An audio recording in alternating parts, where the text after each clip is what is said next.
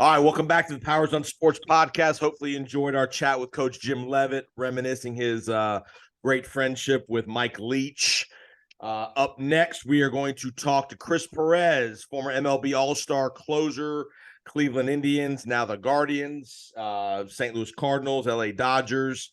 We're going to talk some winter meetings, doing some big signings, for agent signings, a couple trades and such. We're also going to get Chris's thoughts on the college football playoff. He's a big college football guy. So welcome back to the podcast, Chris. Thanks for having me. All right, man. First off, how's Christmas shopping going? You got about 10 days to go. Sounds like, I know you got a couple kiddos. I'm done. Yeah, I got 3 kids. I do it early. I start a little before like Black Friday and that whole week. This year they've had deals for it seems like since September, but I got the hardest part now is to wrap it all. But there's always that 1 or 2 people that give you a gift that you're not expecting, and you have to get something last minute. I even got that covered this year, so I'm just waiting, kind of just counting down the days. I'm ready. Attaboy. Boy. All right, you guys ever spend Christmas in cold weather? I know you're a Florida guy at heart, but you like the snow and all that stuff. You like it hot and nice down here. I do like the snow. I've never spent a Christmas in cold weather. I'm used to having buying stuff and trying to put stuff together in the garage and sweating your butt off down here. This year though, we're gonna have a blast of cold air. I saw, so it might be actually like a nice Christmas for once down here. What was the coldest game you ever played in? Oh man, it's not the actual temperatures that make it cold sometimes. It's the wind, and if you got rain or sleet or something, that makes it feel even worse, especially in some bullpens. Yeah. There's a couple of cold games early on in the seasons, and obviously Cleveland. But we had a good bullpens. We were kind of enclosed, so it was always warm.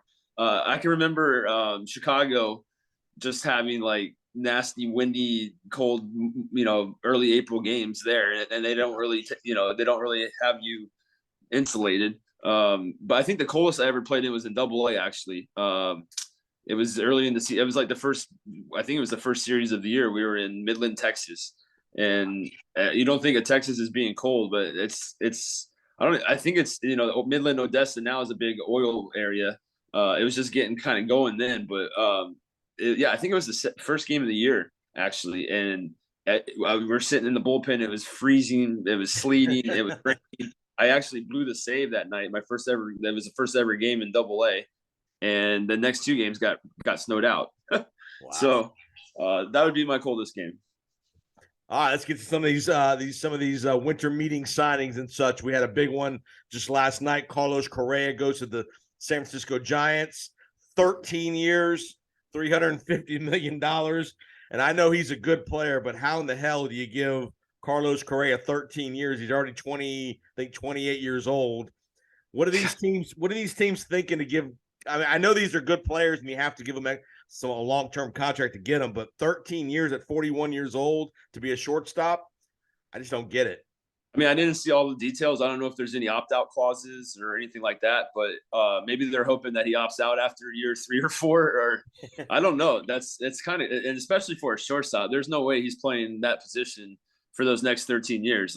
He's already a bigger guy anyway, and right.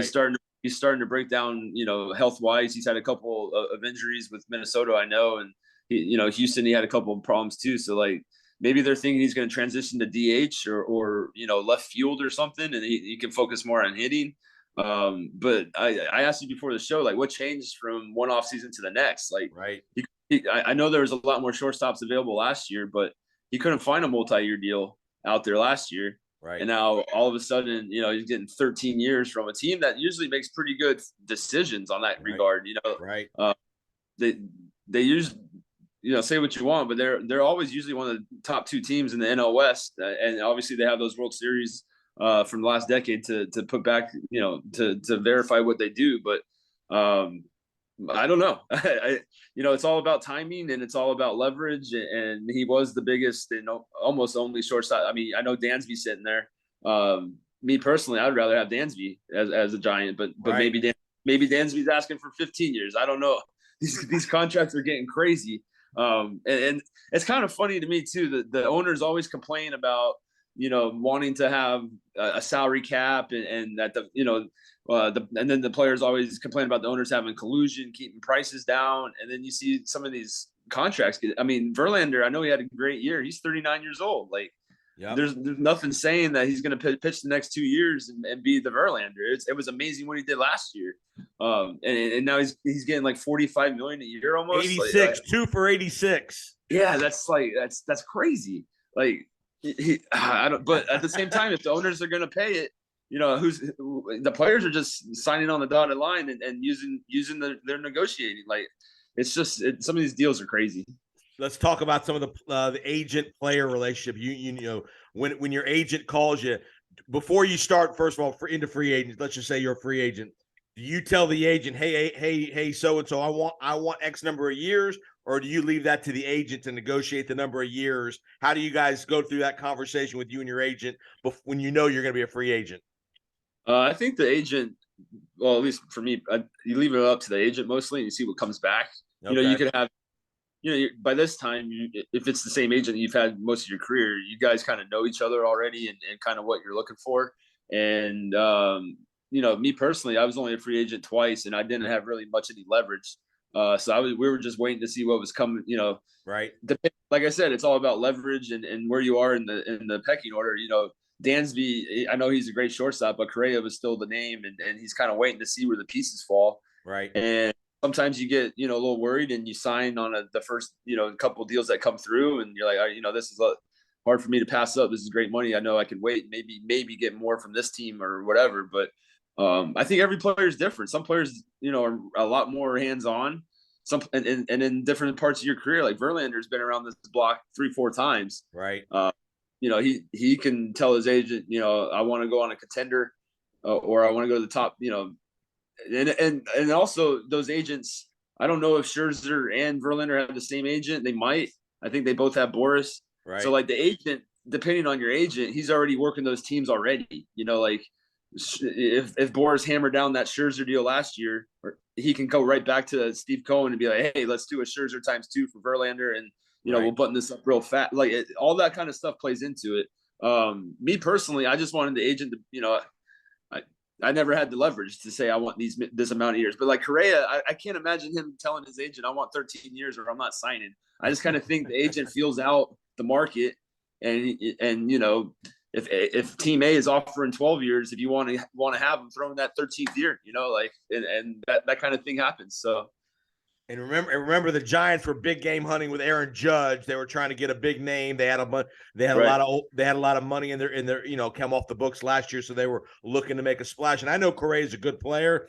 To me, when I think Correa, I think playoffs. I think he's a big game playoff guy. He's not always the best regular season guy when it comes to hitting 35 homers and all that stuff. He's a really clutch playoff guy in my view. So I just don't think that's I'm with you. I'd rather paid Swanson 5 or 6 years at close to that money as opposed to paying 13 years for Correa, Yeah, same. Yeah, and like I said, he's going to have to transition somewhere. So he's not playing shortstop for the next 13 years because, the defense would just be brutal. That's not how the Giants play anyways in that ballpark. It's the head scratcher. Maybe they, sometimes with these teams. Desperate. Yeah, it's like they have this money and they're like, well, we have to spend it. And no, you don't. Right. Why not sign Crawford to a 1-year deal or 2-year deal? Have him retire as a Giant. Right. And move, build up your team a little more. Maybe sign a pitcher for that much. And then, right. It's sometimes though. I mean, like I said, the Giants have a track record though. They're a pretty good organization. Sometimes this kind of signings are with like the Royals would do, or some teams that are, not. They're just trying to make a splash for the fans instead of trying to build for the future. So it'll be interesting, though. I mean, maybe last year Correa had a couple nagging injuries. He could never get going. Minnesota's a cold place to start the season, and like you said, he's more of a playoff, clutch guy. Yeah, I mean, he's a solid player, but yeah, he's more of a known for the playoffs. He's not going to hit you 40, 50 bombs, but. Dansby, I don't know. Let's see what Dansby signs for now. You never know what Dansby's asking for either. If he views himself as the number one shortstop, he's going back to teams now being like, listen, I don't want 13 years, but I kind of want the same amount of money. So this is a huge year for shortstops. You had Bogarts go to San Diego.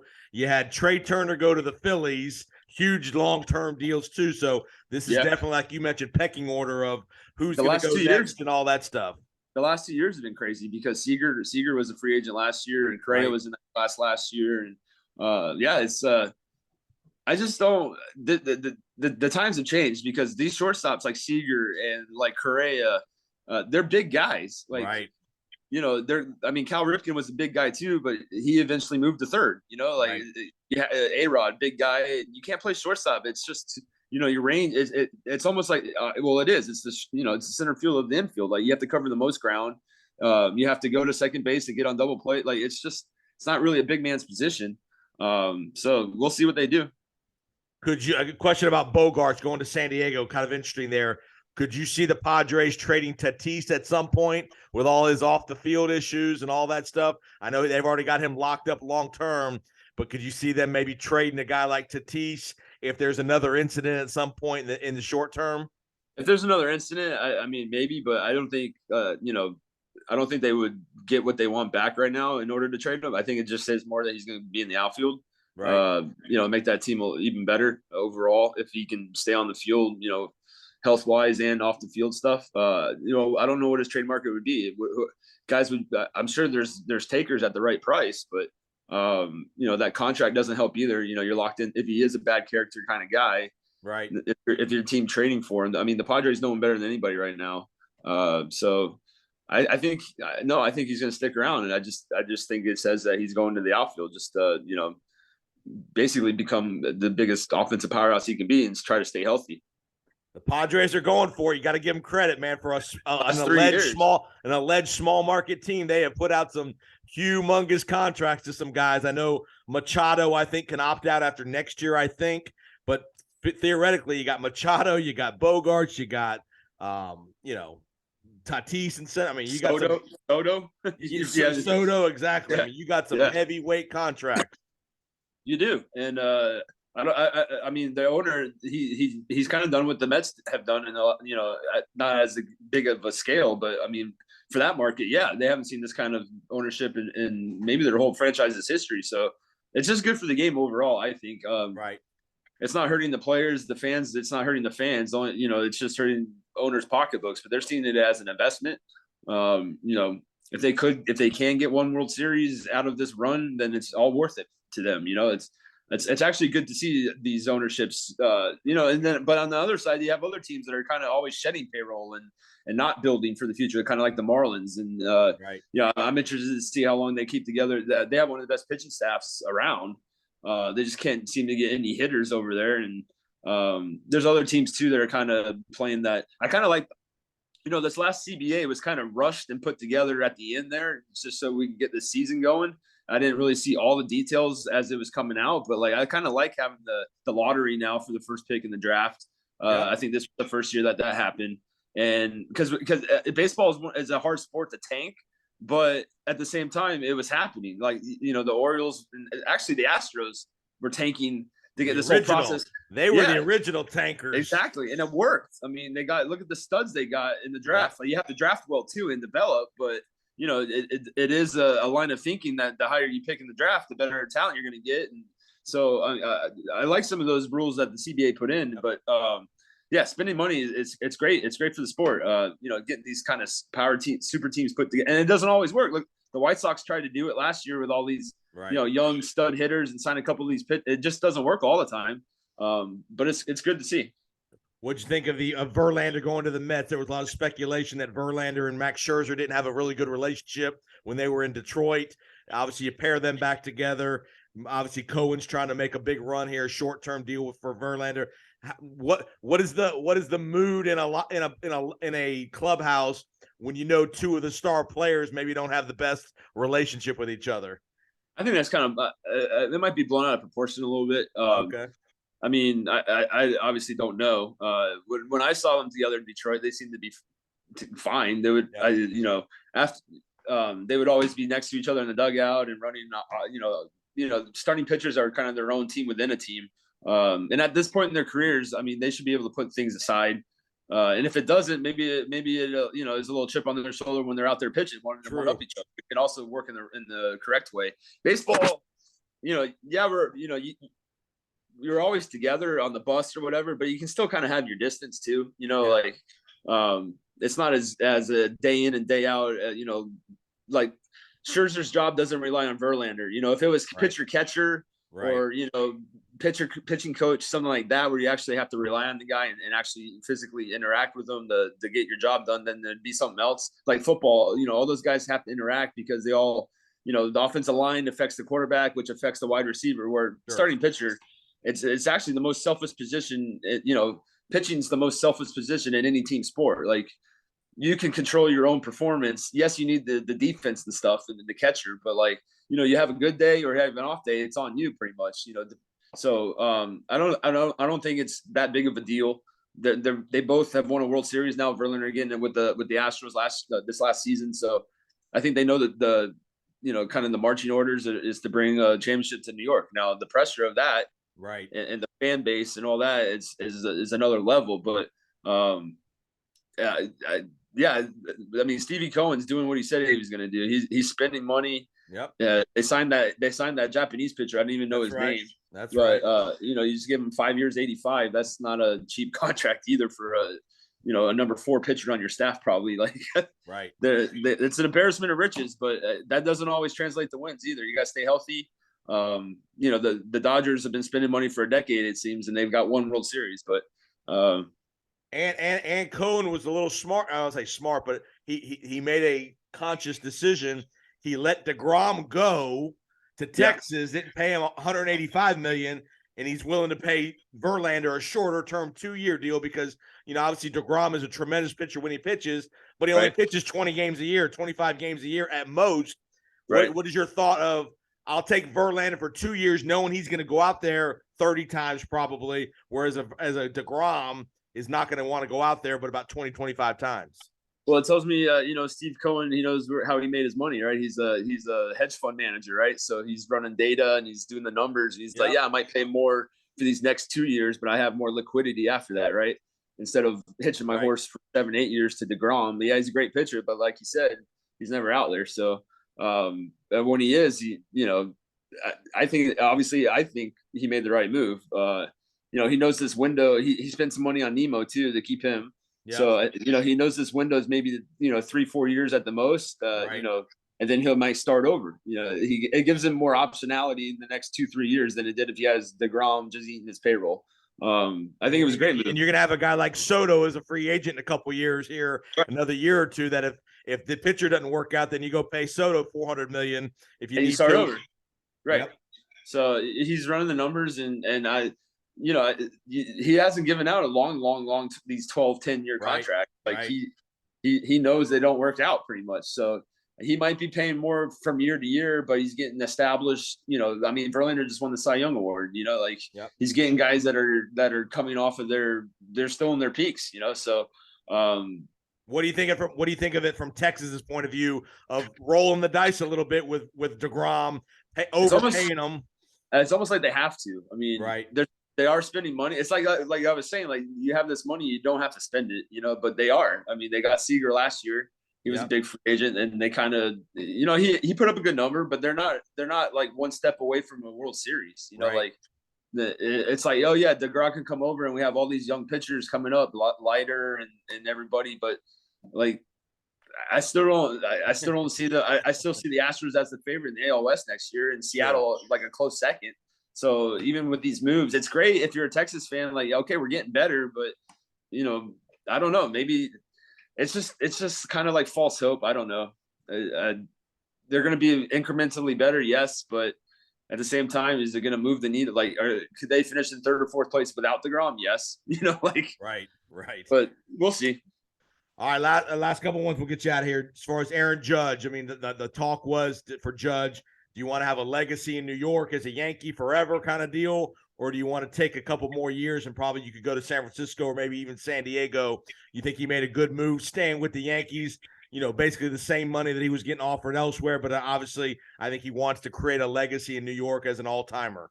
Yeah, I think I think he had the Yankees in in between a rock and a hard spot. Yeah, He's been the face of the franchise the last 2, 3, 4 years. Obviously they're coming off a historic season too. he really could have, I think, could have pretty much, set his number and gotten it or something close to it. I think he made the right decision for his legacy. I think he has a better chance of getting the Hall of Fame as a career Yankee than if he, goes out and plays in the West Coast. And there's no denying he's a great home run hitter, but Yankee Stadium he makes that thing look like a bandbox, whereas San Francisco is a little tougher place. It's the weather's a little different. It's harder to, he's a big man and really no ballpark's too big for him. But, for those 5 or 6 extra home runs, he's trying to get all-time numbers here. So I think for his legacy, I think it's no secret he'll be named the next captain of the Yankees. And, that whole thing, I think he did the math and he's like, I know he is from San Francisco, but he's been in New York long enough now where that's probably like his home. Sure. So, just for overall, I think he made the right decision. And the Yankees did too. No matter what he does the next 2, 3, 4 years, you would think that the Yankee fans, he's one of them. Like he's like the next Jeter. They're not going to boo him because he plays hard. At least not until about year 8 or 7 or 8 of the deal when he's 39 years old, hitting 220. But I still think he could like hit home runs in that stadium. Even like that stadium is made for him. So being 40 years old in San Francisco, I don't see much production happening there. And he's another guy. He's a big guy from a physical standpoint. You never know when his back might break down or, leg problems, things like that. And all of a sudden they go downhill quick. The Yankees are kind of used to eating those contracts, though. I mean, they ate Ellsbury, told him to go away. They paid A-Rod his last year and said, go retire. So, nothing new for them. So when an agent calls you, does he just tell you, hey, Chris, we got 2 teams, we got, St. Louis and, whoever, and here are the numbers, or do you kind of give him an idea? Hey, these are the teams I don't want to move. I like it in Cleveland or I like it wherever I'm at. Do you how much input do you get, or is it strictly for some players? I know it's all about the money. That's all they care about is what's the biggest number. For you, was it ever about living situation during the season, or was it more for, hey, I need to get as much as I can get because I know my window is pretty small here? For me, it was opportunity to have a closing chance. Okay. Because I was coming off kind of a rough.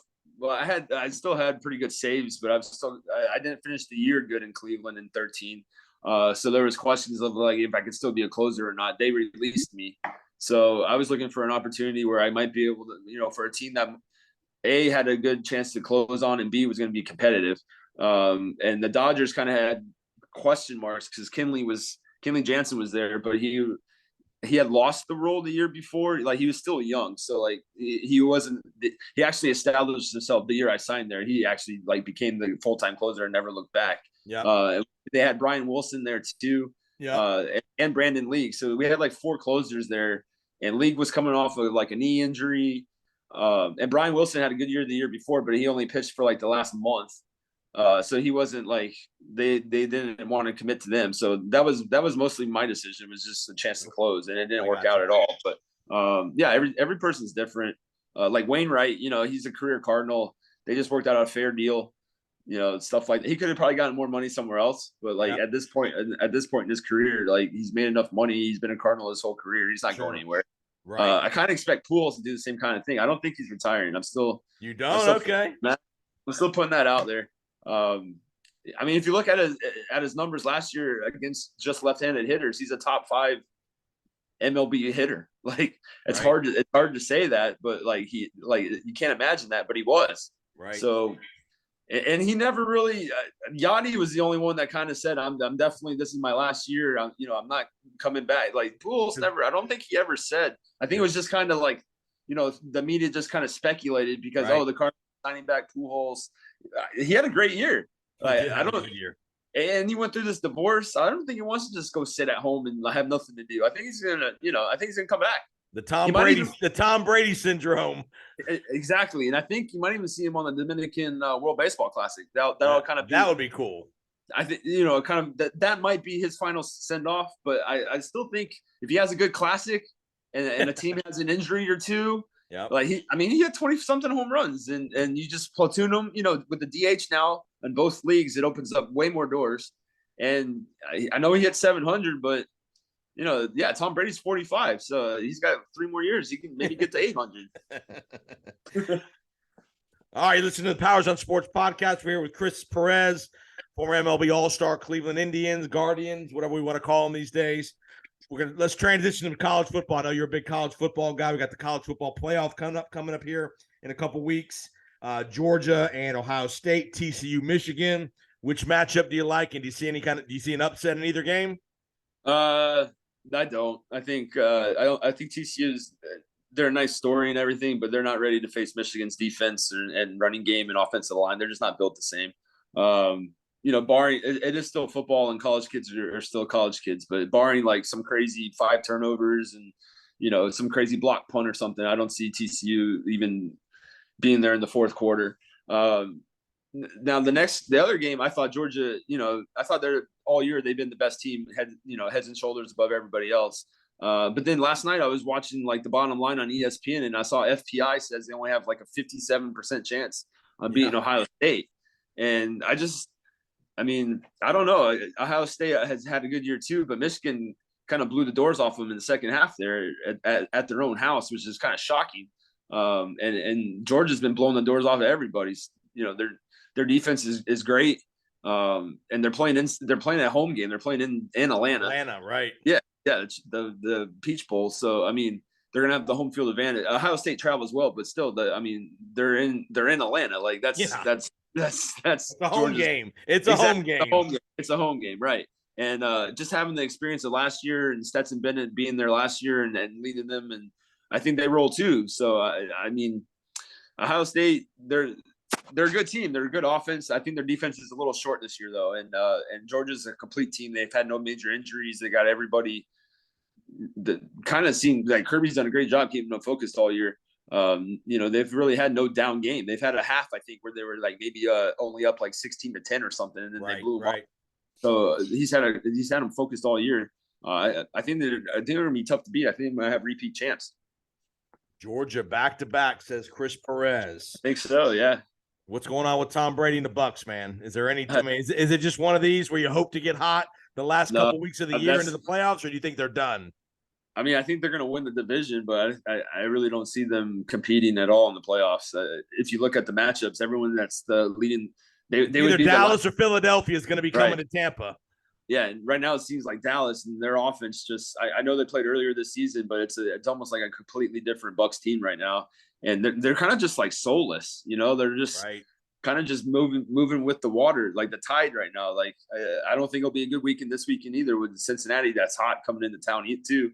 You just wish and hope, and you always got Brady, so you always got a chance. But him and Evans are having problems now hooking up. And how do you, as a player who's been in clubhouses and been around teams all your life, when everybody knows the malaise, it's like a malaise. I don't know what it is. Right. But how do you?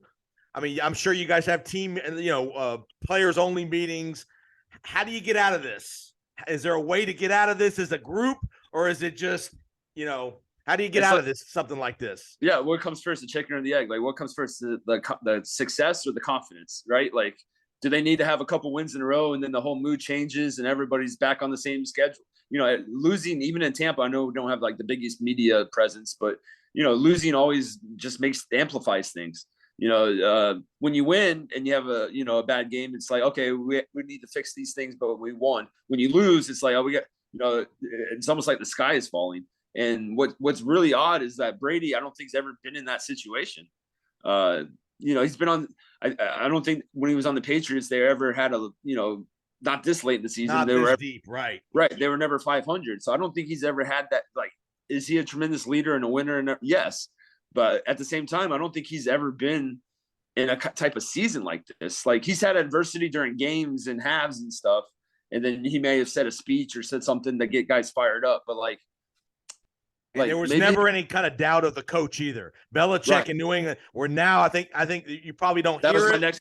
There's some coaching doubts that what's going on with Leftwich and Bowles. For sure. Decision making and things like that. My second point. Sometimes that comes from the top. If you had a Mike Tomlin here, where he's just a voice of calm, and he's not going anywhere, and this is what we do. We're getting back to Steeler football, and like we don't have that here. We don't have a history of Buccaneer football. We've had kind of lightning in a bottle. Like 2020 just was a crazy year, and COVID, no fans, and and boom, we got Tom Brady, and boom, we won the Super Bowl. Like it was just kind of a crazy. And even that year, there was some, him and Bruce Arians were still kind of going back and forth at each other. Right. Yeah, I definitely think a leader at the top has something to do with it too. Todd Bowles seems more of the hands off kind of let the guys sort it out. Kind of, I'm a veteran kind of coach, and I'm not a rah. I'm not gonna get in somebody's face. I'm just gonna kind of, oh, these guys have been here before, and we got a bunch of veterans, and it's gonna work itself out. Like he doesn't seem like to be the guy that's gonna change. Say something that might piss some people off, or call somebody out in the media and say he needs to play better, or he doesn't seem like that type of coach. So. I don't see how they turn back from this. Luckily, they're in a crap division, and they're gonna, win one or two more games, and then they're gonna get to the playoffs. But it kind of leaves the Bucs in a tough situation because Brady's not sticking around for year two of this. I don't think with Bowles. No chance. And he's looking over at his home. He just played his hometown team last week, and he's looking over there. And he's like, oh, they got a third string quarterback in there. They got some weapons on the outside. We got a good defense. They got a good offensive line. Like I could just do what I did. They didn't want Brady 3 years ago, though. So I don't know if he goes back there because they could have had him 3 years ago, and they stuck with Jimmy G. I know, but that 3 years have changed now. And Brady's still out there healthy and slinging passes, and Jimmy G's on the injury list. So I don't know. I'm just saying there'd be a great send off. I think Brady would be a lot more receptive to like 1 year, $8 million deal, come be our quarterback and look at this team we've built. But that's just me. Last thing, I'll get you out of here. Have you ever been in a situation we were talking with Coach Levitt about Mike Leach? Yeah. You ever been in a situation when a coach on your team had passed away suddenly, anything like that, any of those situations in your career? No, luckily no. And in that situation, that's the head guy. In the college, he's running the program. That's a tough situation. He was always one of my favorite coaches to watch, and just he just thought about the game in a different way, and it makes sense that he never played college football.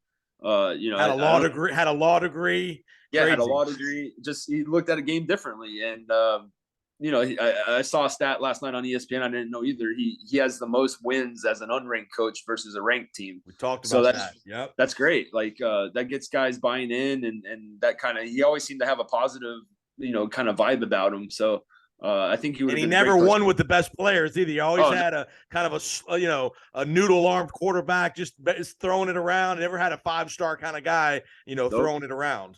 That's why, bringing that. I would like to see in a couple more years in the SEC if he could have actually, implemented some more of his schemes and stuff. But just a sad situation. And it's kind of crazy. They're coming to Tampa to play, and I saw they're actually going to play the bowl game too. Probably as a tribute to him. But that's a tough situation, especially at that age. All those kids are 22 and 19, 18 to 22 year olds. So they're still. That's like their second father figure. They've been there for 3 or 4 years, and just to lose them suddenly, it can't be an easy situation at all. All right, man. Well, great job. Have a good holiday. Good luck with the wrapping. Buy some tape. Buy some wrapping paper. Yeah, the hardest part is keeping the cats away from it. They try to, the paper gets them kind of. I don't know if it like makes them their ears twitch. It makes them frisky though. Like they just, yeah. But yeah, maybe we can come on after the college bowl games or something. You got it, man. Leave out a couple cookies for Santa Claus and some milk and all that good stuff. A little shot of whiskey or something. Exactly. My kids don't know about that yet, but have a great holiday, Chris. Appreciate the time, man. Thanks. No problem. You too.